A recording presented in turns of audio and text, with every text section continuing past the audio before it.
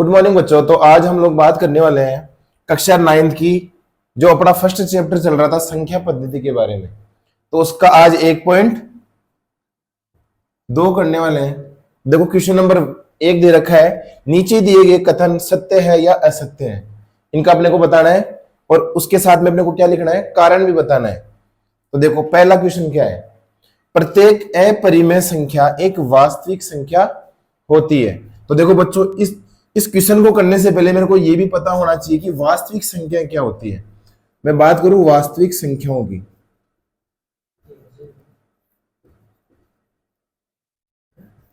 इसको दो भागों में बांटा गया है वास्तविक संख्या को। एक तो होता है परिमेय संख्या, एक होता है अपरिमेय संख्या। कितने भागों में बांटा गया है? दो भागों में, परिमेय संख्या और अपरिमेय संख्या। देखो परिमेय संख्या क्या होती है, जिन्हें हम p बटे q के रूप में लिख सकते हैं, लेकिन q बराबर 0 नहीं होना चाहिए। अपरिमेय संख्या जितने भी रूट होती है या जिन्हें p बटे q के रूप में नहीं लिखा जा सकता। देखो क्वेश्चन क्या बोल रहा है, प्रत्येक अपरिमेय संख्या एक वास्तविक संख्या होती है। देखो प्रत्येक जितनी भी अपरिमेय संख्या होती है वो वास्तविक संख्या होती है ना। तो इसके बारे में क्या लिखेंगे हम, ये आंसर क्या है, बिल्कुल सत्य है। देखो वास्तविक संख्या में अपरिमेय संख्या भी आती है और परिमेय संख्या भी आती है, तो मैं बोलूंगा कि सत्य है, ये बिल्कुल सही है। अब अपने को इसमें क्या करना है, इसका कारण भी बताना है। तो कारण क्या लिखेंगे, देखो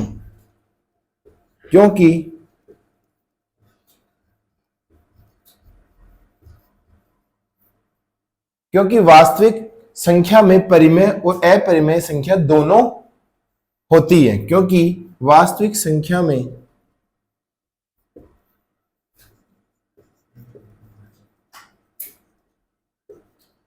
परिमेय संख्या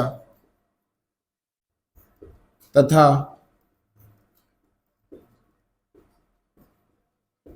अपरिमेय संख्या होती है, इसीलिए ये कथन बिल्कुल क्या हो जाएगा, करेक्ट हो जाएगा। इसका सत्य, और अपन ने कारण भी लिख दिया कि इस वजह से है क्योंकि वास्तविक संख्या परिमेय संख्या भी होती है और अपरिमेय संख्या दोनों होती है। तो एक बार इसको नोट डाउन कर लो आप। बच्चों बात करता हूं क्वेश्चन नंबर 2 की। देखो क्वेश्चन नंबर 2 क्या है, संख्या रेखा का प्रत्येक बिंदु रूट m के रूप का होता है जहां m एक प्राकृतिक संख्या है। तो इस क्वेश्चन को करने से पहले मेरे को यह भी पता होना चाहिए कि प्राकृतिक संख्याएं कौन सी होती है। प्राकृतिक संख्याएं कौन सी होती है, 1 2 3 4 5 और इन्फिनिटी तक चलती है। अगर कोई संख्या 1 से शुरू होती है और अनंत तक चलती है तो वो संख्या क्या कहलाती है, प्राकृतिक संख्याएं। अब देखो रूट m का मान कैसे मिलेगा मेरे को, देखो रूट m,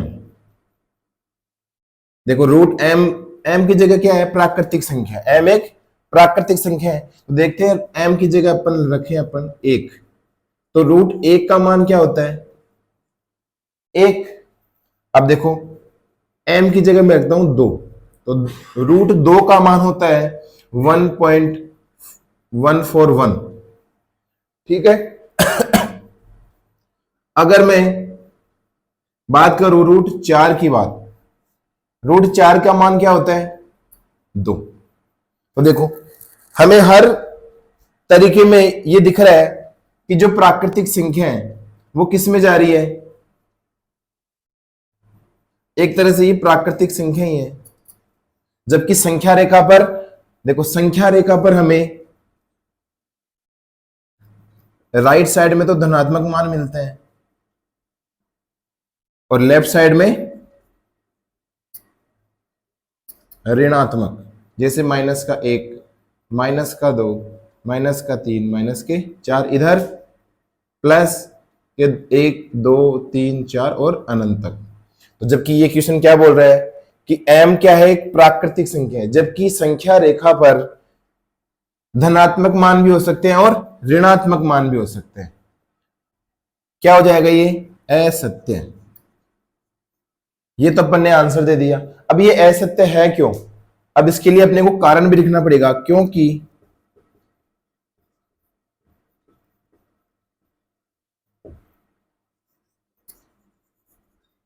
क्योंकि संख्या रेखा पर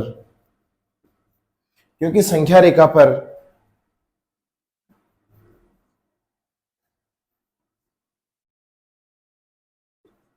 किसी भी प्राकृत संख्या का मान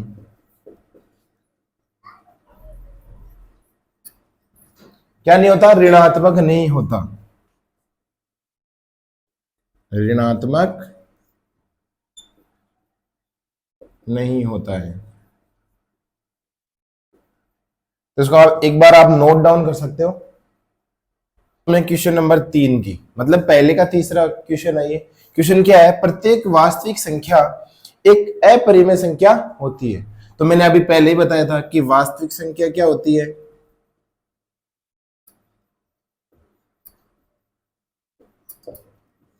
ऐसी संख्या जिसमें परिमेय संख्या भी आती है और अपरिमेय संख्या भी। लेकिन क्वेश्चन क्या पूछ रहा है अपने को कि प्रत्येक मतलब हर एक वास्तविक संख्या एक अपरिमेय संख्या होती है, जबकि वास्तविक संख्या तो परिमेय और अपरिमेय दोनों होती है। तो ये बिल्कुल ये कथन क्या हो जाएगा, असत्य।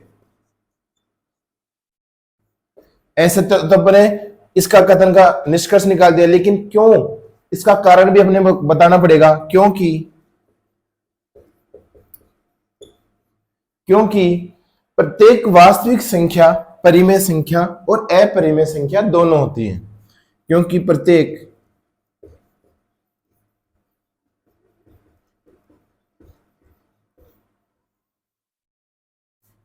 वास्तविक संख्या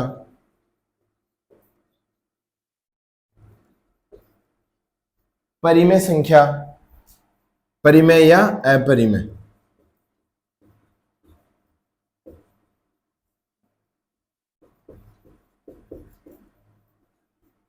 दोनों होती है। तो इसका आंसर ये हो जाएगा। तो आप इसका एक बार स्क्रीनशॉट ले सकते हो। तो बच्चों बात करते हैं क्वेश्चन नंबर 2 की। तो क्या क्वेश्चन है, क्या सभी धनात्मक पूर्णांकों के वर्गमूल अपरिमेय संख्या होते हैं? यदि नहीं होते हैं तो एक ऐसी संख्या के वर्गमूल का उदाहरण दीजिए जो एक अपरिमेय संख्या है। तो देखो पहले तो मेरे को क्या करना पड़ेगा, धनात्मक पूर्णांक। अपन कोई सा भी धनात्मक पूर्णांक का वर्गमूल लेते हैं, वर्गमूल मतलब अंडर रूट। तो अगर मैं मानूं, देखो धनात्मक कब होगा, जैसे 1, देखो रूट 1 का मान क्या होता है, 1। और देखो 1 तो एक परिमेय संख्या है ना। अब मैं बात करता हूं रूट 2 की। अगर रूट 2 लूं तो इसके रूट 2 का मान क्या होता है, 1.141, और ये अनंत तक चलती है। अगर मैं इसी की जगह अगर मैं वर्गमूल में लूं रूट 4, तो रूट 4 का मान क्या होता है, 2। देखो एक तो परिमेय संख्या है और 1.141 ये एक अपरिमेय संख्या है, और ये 2 भी क्या है, एक परिमेय संख्या। तो इससे अपन ये अर्थ निकाल सकते हैं कि सभी धनात्मक पूर्णांकों के वर्गमूल अपरिमेय होते हैं। देखो परिमेय भी हो रहे हैं और अपरिमेय संख्या भी हो रही है। तो ये कथन बिल्कुल क्या हो जाएगा, गलत। तो हमें आंसर किस हिसाब से देना है, नहीं।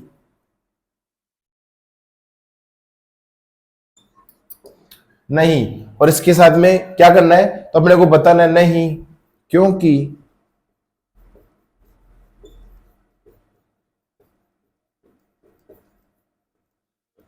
किसी भी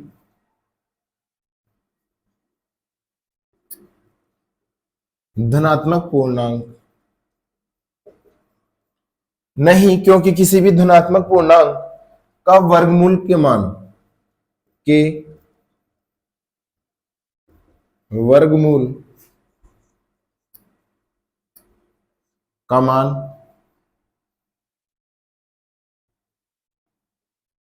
परिमेय अथवा अपरिमेय हो सकता है।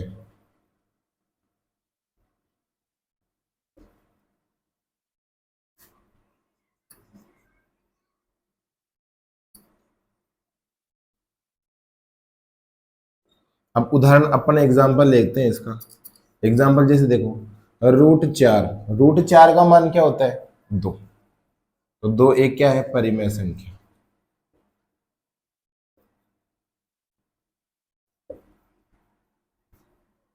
मैं एक और उदाहरण लेता हूँ, रूट 9। तो रूट 9 का मान क्या होता है? 3। और 3 भी क्या है? एक परिमेय संख्या। ठीक है, तो आप इसको नोट डाउन कर सकते हो, इसका स्क्रीनशॉट भी ले सकते हो।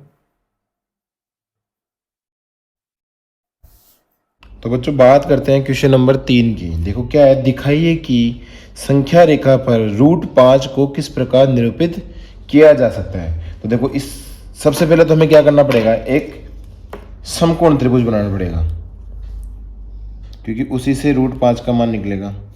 तो मेरे को करना पड़ेगा 90 डिग्री का कोण। तो मैं कुछ इस तरीके से बना दूंगा इसको।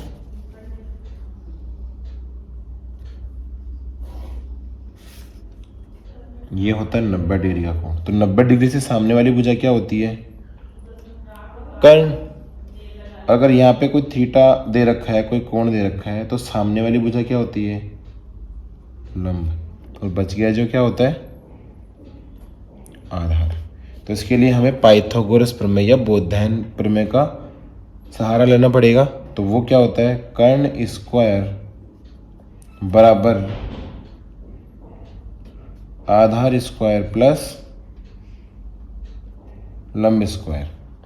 तो हमें रूट 5 का मान याद करना है कि इसे संख्या रेखा पर कहाँ प्राप्त किया जा सकता है। तो देखो हमें 2 संख्या लेनी पड़ेगी। आधार अगर मैं मानूँ 2 तो 2 का स्क्वायर, और अगर लंब का मान मानूँ मैं 1 तो 1 का स्क्वायर। देखते हैं, 2 का स्क्वायर करूँगा तो क्या होगा? 2 दूनी 4 प्लस 1 का स्क्वायर 1। देखो 4 और 1 5, इधर क्या है? कर्ण स्क्वायर। अगर स्क्वायर को मैं पक्षांतर करता हूँ तो वो रूट में बदल जाता है। तो कर्ण का मान क्या आ जाएगा? रूट 5। तो इस रूट 5 को हम संख्या रेखा पर किस तरीके से निरूपित कर सकते हैं, उसके लिए हमें संख्या रेखा बनानी पड़ेगी। तो पहले संख्या रेखा बनाते हैं। देखो एक संख्या रेखा होती है, इधर तो माइनस की संख्या आती है, इस साइड में आती है प्लस की संख्या। तो मैं रूट 5 प्लस का प्राप्त हुआ है। तो देखो रूट 5 कैसे निरूपित करेंगे? अगर यहाँ पे मैं 0 लेता हूँ तो इसके बाद में हमें एक इकाई लेनी पड़ेगी, और बराबर नाप का होना चाहिए एक इकाई। तो मेरे को कुछ इस तरीके से लेना पड़ेगा इसको। जितना मैंने लिया है उतनी ही आगे वाली भी लेनी पड़ेगी। तो हम ये चाप काटेंगे बराबर नाप के। कुछ इस तरीके से मैंने ये चाप काटे हैं। इनको मैं नाम दे देता हूँ 1 2 3 4। ठीक है बच्चों, अब क्या करना है? हमें लेना है आधार 2। तो आधार तो 2 मेरे को यहाँ से प्राप्त हो गया, तो ये इसको नाम देता हूँ मैं B। देखो आधार तो मैंने 2 ले लिया, अब क्या लेना है मेरे को? लंब क्या लेना है? 1 इकाई। आधार तो मेरे को 2 प्राप्त हो गया, लंब क्या प्राप्त हो गया? 1। तभी तो कर्ण का मान रूट 5 आएगा। अब देखो, अब मेरे को क्या लेना है? 1 इकाई। मतलब हमें जो स्केल है उसमें 1 इकाई का जो माप है उसको भरना है। चाप को भरेंगे तो कुछ इस तरीके से भरेंगे। तो इस तरीके से भरने के बाद में संख्या रेखा पर 2 से, अच्छा उससे पहले तो क्या करना पड़ेगा? हमें एक 90 डिग्री का कोण बनाना पड़ेगा। तो देखो बच्चों, आपको करना पड़ेगा चांदी की सहायता से या प्रकार की सहायता से भी कर सकते हो। तो हम प्रकार की सहायता से कर लेते हैं इसको। देखो प्रकार की सहायता से 90 डिग्री का कोण बनाना बहुत आसान है। मेरे को क्या करना पड़ेगा? एक आधा अर्धवृत्त लेना पड़ेगा मेरे को 2 से।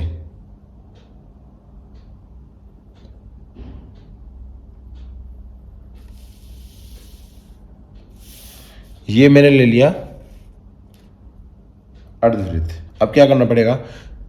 इस प्रकार की थोड़ी सी नोक को क्या करना पड़ेगा? बढ़ाना पड़ेगा। आधे से थोड़ी सी ज़्यादा ले सकते हैं हम। और एक इस बिंदु से ऊपर की तरफ एक चाप काटना पड़ेगा, और एक इस बिंदु से ऊपर की तरफ एक चाप काटना पड़ेगा। हमें जब ये दोनों चाप से जो बिंदु प्राप्त होती है उसको पॉइंट नंबर 2 से मिलाना है। तो हमें क्या प्राप्त हो जाएगी, एक 90 डिग्री का कोण प्राप्त हो जाएगा। उसके बाद में हमने लंब कितना लिया था, 1, तो हमें 1 इकाई को स्केल में भरना है और एक 90 डिग्री पे पॉइंट संख्या 2 से एक चाप काटना है ऊपर की तरफ। तो कुछ इस तरीके से अपने पास एक बिंदु मिल गया है। इस बिंदु को 0 से मिलाना है, इस बिंदु को 0 से मिलाना है। देखो जो 0 से मिलाने के बाद में जो रेखा प्राप्त हुई है हमें, उसका मान आएगा कितना, √5, क्योंकि कर्ण का मान क्या था, √5। अब देखो इसके बाद में क्या करना है, 0 से जहाँ पे हमने चाप काटा था 1 इकाई वाला, उसको उससे मिलाना है और आगे की तरफ एक चाप काटना है संख्या रेखा पर। तो हमें कुछ इस तरीके से ये बिंदु प्राप्त होगी 2 से थोड़ी सी आगे, और उसी का मान क्या होगा, √5। तो इसका स्क्रीनशॉट ले सकते हो आप। तो देखो बच्चों, अगर क्वेश्चन नंबर 4 की बात करें तो क्वेश्चन नंबर 4 ये है कि कक्षा के लिए क्रियाकलाप करना है जो एक वर्गमूल सर्पिल की रचना करनी है अपने को। ठीक है दोस्तों, तो अपने को सबसे पहले क्वेश्चन में जैसे बता रखे कि एक बिंदु ओ लेनी है, तो सबसे पहले हमें बिंदु ओ लेनी है। तो मैंने एक बिंदु ओ ले ली, इसको मैं नाम दे देता हूं ओ। अब क्या करना है, ओ से एक रेखाखंड ओपी करना है अपने को, ओपी खींचना है। तो मैं कितना लेता हूँ, एक लेना है मेरे को, 1 इकाई लेना है। तो मैं 1 इकाई ले लेता हूँ। तो अगर मैं 1 इकाई कुछ इस तरीके से लेता हूँ, ये मैंने 1 इकाई ले ली, तो ये ओ बिंदु से रेखे मैंने एक चाप काटा। अब मैंने इस चाप को ओ से मिला दिया, तो मेरे पास एक हो गया ओ, और P1 नाम दे देता हूँ मैं इसको। अब P1 से एक 90 डिग्री का कोण बनाना है, तो P1 से मैं एक 90 डिग्री का कोण कुछ इस तरीके से बना सकता हूँ। मैं बना सकता हूँ चांदी से भी और प्रकार से भी।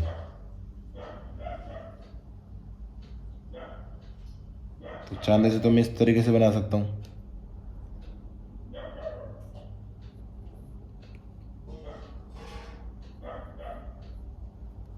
तो इसको अब क्या करना है, मिलाना है P1 से। P1 से क्या करना है, मिलाना है। तो मैंने इसको मिला दिया। अब क्या करना है, देखो ये तो आधार हो गया। अब लंबी कितना लेना है, 1 लेना है, तभी तो √2 आएगा, क्योंकि क्वेश्चन में 2 रखा है, लिख रखा है कि √2, √3, √4 को दर्शाने वाला है अपने को दर्शाना है। तो P1 से मेरे को 1 सेंटीमीटर का या 1 इकाई का मेरे को चाप भरना पड़ेगा, और उसको मेरे को P1 से एक चाप काटना पड़ेगा। ठीक है बच्चों, और फिर उसके बाद में O से जो रेखा का अपने चाप काटा था ये, इसको मिला देना है। तो अपने को प्राप्त होगी √2, इधर 1 इकाई। इसको मैं नाम दे देता हूँ P2।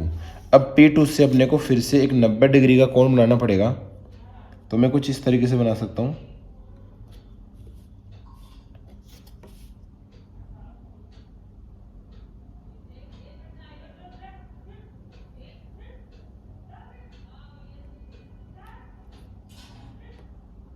तो मेरे को कुछ इस तरीके से बनाना पड़ेगा इस 90 डिग्री के कोण को। ठीक है बच्चों, फिर जो हमें ये चाप प्राप्त हुआ उसको P2 से मिलाना पड़ेगा। तो मैंने P2 को इससे मिला दिया, इससे कैसे। अब यहाँ पे भी मेरे को क्या करना पड़ेगा, 1 इकाई लेना पड़ेगा। देखो रूट तो 2 मेरे पास था, 2 √2 आ गया। अब 1 इकाई का चाप काटना है, तो मेरे को वही 1 इकाई का चाप भरना पड़ेगा, और इसको कुछ इस तरीके से चाप काटना पड़ेगा। फिर जहाँ पे चाप काटा है उसी बिंदु को O से मिलाना है, जो कि कुछ इस तरीके से प्राप्त होगी। और ये हमें प्राप्त हो गया √3 और ये हो गया 1 इकाई। इसको नाम दे देता हूँ मैं P3। अब P3 से हमें वापस से 90 डिग्री का कोण बनाना पड़ेगा, तो मैं बना देता हूँ 90 डिग्री का कोण भी, जो कि कुछ इस तरीके से बनाने को बनेगा। और यहाँ पे मेरे को 90 डिग्री का कोण बनाना है, तो मेरे को चाप को थोड़ा सा खोलना पड़ेगा।